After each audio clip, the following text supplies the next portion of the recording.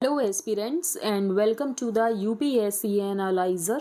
Today we will discuss newspaper analysis dated 9th of December 2023. First news: Blinken slams Israel on Gaza civilian toll as Arab states renew truce push. तो अगर हम बात करें, US ने actually पहली बार criticise किया कि Israel जिस तरीके से अटैक कर रहा है, तो यहाँ पर बहुत सारे गाज़ा की जो सिविलियन पॉपुलेशन उनकी डेथ हो रही है। दो इजराइल ये कह रहा है कि हम सिविलियन कैजुअलिटीज़ को देख रहे हैं कि एक्चुअली सिविलियन के ऊपर यहाँ पर कोई फ़र्क ना पड़े एंड सिविलियन की डेथ्स ना हो, लेकिन हम देखें तो गैप बहुत ज़्यादा है एंड यहाँ पर बहुत ज़्यादा सिविलियन टोल सिविलियन कैजुअलिटीज़ हो रही हैं। तो US Secretary of State Antony Blinken, in his strongest public criticism of Israel's conduct of the war on Hamas in South Gaza, said there was a gap between the government's declared intentions to protect civilians and casualties. लेकिन सच में यहाँ पर बहुत ज़्यादा casualties हो रही हैं। Israel ने स्ट्राइक को डबल कर दिया है जैसे ही वॉर यहाँ पर थर्ड मंथ में एंटर हुआ है। Citing rise in terror threats, Denmark ने बैन कर दी है कुरान बर्निंग। तो अगर हम स्कैंडिनेवियन नेशंस की बात करें तो कुछ टाइम से क्या हो रहा था, यहाँ पर freedom of speech and expression के नाम पर यहाँ पर कुरान को जलाया जा रहा था, उसकी वीडियोज़ को डिस्ट्रीब्यूट किया जा रहा था एंड जिसके बाद यहाँ पर जो सिचुएशन है वो ख़राब हो जाती थी। इसीलिए डेनमार्क ने एक पार्लियामेंट्री लॉ पास किया है जिसमें ये कहा है कि कोई भी रिलीजियस स्क्रिप्चर्स को पब्लिकली नहीं जलाया जाएगा। तो freedom of speech and expression के कुछ रेस्ट्रिक्शंस होने चाहिए, तो वही रेस्ट्रिक्शंस यहाँ पर इम्पोज किए गए हैं। Cooperation in Indian ocean must include all regional Nations, ऐसा मालदीव्स के वाइस प्रेसिडेंट का कहना है। लेकिन अगर हम चाइना की बात करें तो चाइना बहुत ज़्यादा अपनी स्ट्रैटेजिक इन्फ्लुएंस बनाकर रखना चाहता है इंडियन ओशन के ऊपर। फॉर एग्जांपल चाइना ने जिबूती में एक बेस बना रखा है। चाइना ने जो श्रीलंका का हम्बन टोटा पोर्ट है इसको 99 ईयर्स के लिए लीज पर ले रखा है। स्टेट ऑफ जियो पॉलिटिक्स, तो एक्चुअली जो पुतिन है इन्होंने विजिट किया सऊदी UAE एंड इनका वहाँ पर भव्य स्वागत हुआ है। तो रशिया's president Vladimir Putin made a day-long visit to Abu Dhabi and Riyadh on Wednesday, and the very next day hosted President Ibrahim Raisi of Iran at the Kremlin. And उसके एक दिन के बाद क्या हुआ, जो इब्राहिम राइसी ईरान की ये क्रेमलिन आए थे। Before this week, Putin had visited only China and Iran after Russia's invasion of Ukraine. Russia is seen to have obtained a clear upper hand in the war in the recent weeks. अगर हम देखें कि क्योंकि जो waste है इसका focus Gaza के ऊपर चला गया है और यूक्रेन में यहाँ पर लोगों की कमी है, वेपन्स की कमी है, फंड्स की कमी है, क्योंकि वेस्ट यहाँ पर गाजा वॉर के ऊपर ज़्यादा शिफ्ट हो गया है।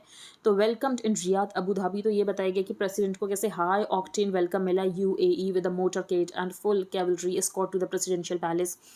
Sheikh Mohammed bin Zayed, ruler of the UAE, इन्होंने पुतिन को डियर फ्रेंड बताया। अगर हम दोनों कंट्रीज़ की बात करें तो एक्चुअली बहुत सारा ऑयल प्रोडक्शन जो है वो सऊदी अरेबिया में होता है, बाकी यहाँ पर रशिया में होता है। तो Saudi and Russia together control 1/5 of the world's oil जो कि पंप किया जाता है हर दिन। High prices of oil have sustained Russia's war in Ukraine and Saudi economy को भी स्ट्रेंथन कर रहे हैं। आफ्टर महुआज एक्सपल्शन, तो एक्चुअली महुआ मोइत्रा को निकाल दिया गया है। अब क्यों निकाल दिया गया है, क्योंकि कैश फॉर क्वेरी स्कैम था कि जो इन्होंने क्वेश्चंस पूछे गए थे वो क्वेश्चंस किसी और ने टाइप किए थे। अब ये इंपॉर्टेंट है आपके लिए, यहाँ पर इंपॉर्टेंट है ethics committee, privileges committee and ethics में कहीं आपको कैश फॉर क्वेरी स्कैम का एग्जाम्पल देखना है तो आप ये लिख सकते हो। तो TMC MP Mahua Moitra was expelled from the Lok Sabha on Friday जब हाउस ने अडॉप्ट की एथिक्स कमेटी की रिपोर्ट एंड इनको गिल्टी पाया गया कि ये अनएथिकल कंडक्ट में इंडल्ज थी, इन्होंने सीरियस मिसडीमनर किए हैं एंड जिसकी वजह से इनको बाहर निकालने की बात की गई एंड इनको बाहर निकाल दिया गया। अब क्या महुआ मोइत्रा सुप्रीम कोर्ट जा सकती हैं? तो नॉर्मली जो हाउस की प्रोसीडिंग्स होते हैं इनको चैलेंज नहीं किया जा सकता है। तो ये सेपरेशन ऑफ पावर इंश्योर करता है कि एक्चुअली जो यहाँ पर लेजिस्लेचर एग्जीक्यूटिव है उसमें यहाँ पर जुडिशरी इंटरवीन नहीं करेगी। वैसे ये जुडिशरी का जो यहाँ पर कंडक्ट होता है वो यहाँ पर डिस्कस नहीं कर सकती है parliament, except in some cases. For example अगर यहाँ पर जज को इम्पीच करना है तब तो डिस्कशन करना ही पड़ेगा। तो normally house proceedings can't be challenged on the ground of procedural irregularity, क्योंकि article 122 of the constitution immunity देता है कि जो भी पार्लियामेंट की प्रोसीडिंग्स होती हैं इनको चैलेंज नहीं किया जा सकता है कोर्ट में। Article 122 says the validity of any proceedings in parliament shall not be called into question on the ground कि यहाँ पर एलिज्ड इरेगुलरिटी या कुछ प्रोसीजर की प्रॉब्लम है। लेकिन सुप्रीम कोर्ट ने 2007 के राजा रामपाल केस में ये कहा था कि ये रिस्ट्रिक्शन सिर्फ प्रोसीजरल इरेगुलरिटीज़ की हैं, बाकी केसेस में यहाँ पर जुडिशियल रिव्यू हो सकता है। तो इसका मतलब ये है कि महुआ मोइत्रा जो हैं ये कोर्ट जा सकती हैं। और यहाँ पर आर्टिकल 105 की बात की गई, तो आर्टिकल 105 पावर्स एंड प्रिविलेजेस की बात करता है जो कि members of parliament and committees के पास होते हैं। तो article 105 deals with the powers and privileges of the parliament end of its members and committees. तो आपको आर्टिकल 105 पता होना चाहिए, आर्टिकल 122 पता होना चाहिए। How Google DeepMind's AI breakthrough could revolutionise chip battery development. तो AI टॉपिक है GS3 में, आई थिंक इस बार भी क्वेश्चन आया था। तो AI के बारे में आपको पहले से आपके नोट्स प्रिपेयर होने चाहिए एटलीस्ट 2 पेजेस के, कि आप लिख सको अगर AI के बारे में क्वेश्चन आता है। तो this July south Korean lab ने अनाउंस किया कि उन्होंने एक ब्रेक थ्रू किया है जो कि holy grail of electric efficiency, लेकिन बाद में हमें ये फेल होता हुआ दिखाई दिया। तो यहाँ पर प्रेजेंट किया गया था एक grey black polycrystalline compound known as LK99 along with claims की जो इनपुट है इसका यूज़ किया जा सकता है सुपर कंडक्टर को फैब्रिकेट करने के लिए जो कि रूम टेम्परेचर के ऊपर काम कर सकता है। लेकिन ये जो क्लेम्स हैं didn't subsequently survive the test of scrutiny क्योंकि रूम टेम्परेचर सुपर कंडक्टिविटी हमें नहीं देखने को मिली। तो ये जो यहाँ पर AI है, जिनोम है, ये कैसे यूज़ आ सकता है? तो फॉर एग्जांपल ये जो जिनोम है ये उन स्ट्रक्चर्स को प्रेडिक्ट कर सकता है जो कि रूम टेम्परेचर में सर्वाइव कर सकें। तो इसका मतलब ये है कि हमें बहुत सारे स्टेबल मटेरियल्स मिल जाएंगे जो कि रूम टेम्परेचर में सर्वाइव कर सकें।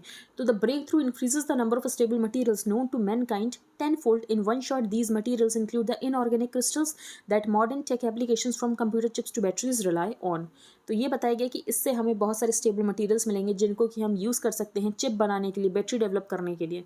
लोकसभा एक्सपर्ट्स महुआ मोइत्रा जो कि हम देख चुके हैं। SC pulls up Calcutta high court क्योंकि एक्चुअली कैलकाटा हाई कोर्ट ने कुछ ऐसी रूलिंग दे दी कि जो एडोलेसेंट गर्ल्स हैं इनको अपने सेक्सुअल अर्जेस को कंट्रोल करना चाहिए, जो कि गलत है, आपका पेट्रियार्कल माइंडसेट दिखाता है। ₹200 करोड़ एंड काउंटिंग। तो यहाँ पर IT ने ऑनर्स किया कि बहुत सारा कैश है एक कांग्रेस MP से लिंक्ड। RBI ने रेस किया कि GDP ग्रोथ फोरकास्ट को 7%, लेकिन फूड इन्फ्लेशन हो सकता है, वेजिटेबल इन्फ्लेशन भी हो सकता है। इन्फ्लेशन अभी तक 4% पर नहीं पहुंचा है, तो यहाँ पर कोशिश करनी है कि इन्फ्लेशन को 4% तक पहुंचा कर रखा जाए। एंड अगर हम बात करें तो रेपो रेट को अनचेंज रखा गया, repo rate is still at 6.5%। Next हम आगे चलते हैं, यहाँ पर कोई इंपॉर्टेंट न्यूज़ नहीं है। SC हैज़ डिप्लॉयड AI कि जिससे रीजनल लैंग्वेजेस प्रमोट हो सकें। इस AI का नाम है सुवास, SUVAS। तो SUVAS has been developed with technical support from the ministry of electronics and information technology एंड ये क्या करता है, तो जो इंग्लिश जुडिशियल डॉक्यूमेंट्स होते हैं इनको रीजनल लैंग्वेजेस में ट्रांसलेट करता है। मोदी ने यूथ से अर्ज किया कि जैसे मेक इन इंडिया को सक्सेसफुल बनाए वैसे ही वेडिंग रेवोल्यूशन भी इंडिया में होना चाहिए।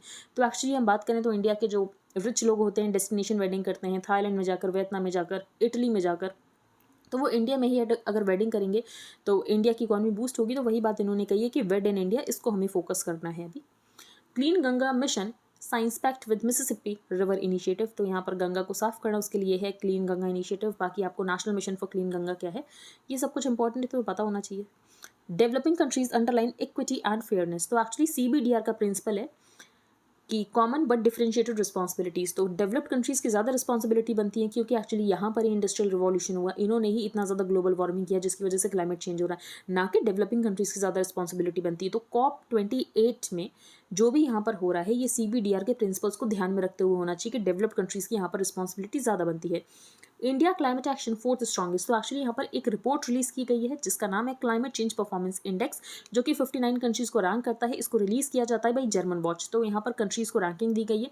None of these countries have been able to achieve a very high, मतलब कोई कंट्री इतना कुछ नहीं कर रहा कि उसको फर्स्ट सेकंड थर्ड पोजीशन पर डाल दिया जाए, जिसकी वजह से जो फोर्थ पोजीशन है यही फर्स्ट पोजीशन आप कंसिडर कर सकते हो, जो कि डेनमार्क को दी गई है। एंड उसके बाद है India. Let us clearly define climate finance. तो क्लाइमेट फाइनेंस बहुत पहले से बात चल रही है कि $100 बिलियन प्रोवाइड करने, वो तो प्रोवाइड किए नहीं गए। तो यहाँ पर ये बताया गया है कि क्लाइमेट फाइनेंस को आप क्लियरली डिफाइन करो। लॉस एंड डैमेज फंड में कौन पैसा देगा इसको आप क्लियरली डिफाइन करो। Government further cuts wheat stock limits, क्योंकि एक्चुअली यहाँ पर इन्फ्लेशन हो रहा है एंड वीट में इन्फ्लेशन गवर्नमेंट वैसे भी नहीं चाहती क्योंकि 2024 में इलेक्शन है। Staying put. तो एक्चुअली RBI ने क्या किया है, रेपो रेट के ऊपर यहाँ पर इसको अनचेंज रखा है। उसका रीज़न ये है कि RBI ये चाहता है कि ग्रोथ भी यहाँ पर सफ़र ना हो एंड इन्फ्लेशन भी कंट्रोल में रहे। Her choice. तो हमने कल डिस्कस किया था कि एक BJP की MP है जिन्होंने ये कहा था कि लिव इन रिलेशनशिप को रेगुलेट करने के लिए लॉ होना चाहिए। तो ऑथर का यही कहना है, ये पेट्रियार्कल एंजाइटी दिखाता है कि वेमेन की यहाँ पर चॉइस होनी चाहिए कि वेमेन को क्या करना है। आप यहाँ पर वेमेन को मत बताओ कि उसको क्या करना है। तो BJP from Haryana assertion that live in relationships are a dangerous disease and इसको इरेडिकेट करने की ज़रूरत है। जैसे कि हमने कई बार देखा है कि जैसे कुछ केसेस आते हैं कि लिव इन पार्टनर ने एक्चुअली यहाँ पर मर्डर कर दिया है। लास्ट ईयर भी एक केस आया था, कोई पूना वाला था उसका केस था। तो minister of state, ministry of housing and urban affairs Kaushal Kishore ने सजेस्ट किया था कि एजुकेटेड वुमेन कॉम्प्लिसिटी वायलेंस में, क्योंकि ये नॉन ट्रेडिशनल रिलेशनशिप्स को ऑप्ट करती हैं over marriage. This tendency to police choices कि आप ये क्यों कर रहा हो वो क्यों कर रहा हो, तो ये जो मॉरल पुलिसिंग वाली चीज़ है ना गलत है, ये आपकी पेट्रियार्कल एंजाइटी दिखाती है। फिर यहाँ पर NCRB का डेटा बताया गया है कि 4% इंक्रीज हुआ है क्राइम अगेंस्ट वुमेन। इसके अलावा डोमेस्टिक वायलेंस में इंक्रीज हुआ है। तो ऐसा नहीं है कि इंटीमेट पार्टनर्स जो लिव इन रिलेशनशिप में होते हैं वही डोमेस्टिक वायलेंस कर रहे हैं, मैरिज में भी तो सब कुछ होता ही है। Garba for all. तो यहाँ पर गरबा को यूनेस्को के इंटेंजिबल हेरिटेज लिस्ट में डाला गया है। ये आर्टिकल आपको लग रहा होगा इंपॉर्टेंट है, हमास अटैक बिल्कुल इंपॉर्टेंट है, इसको बिल्कुल स्किप करेंगे हम।